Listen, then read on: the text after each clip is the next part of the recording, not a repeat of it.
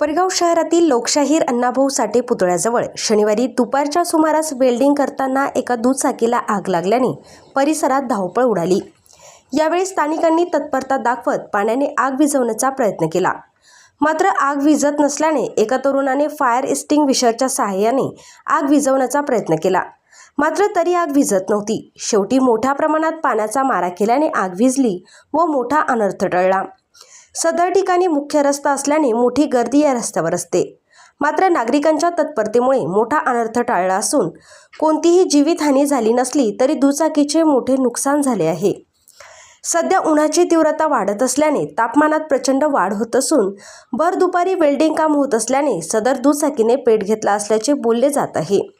दुचाकीला आग लागल्याने घटनास्थळी बघ्यांची मोठी गर्दी जमली होती।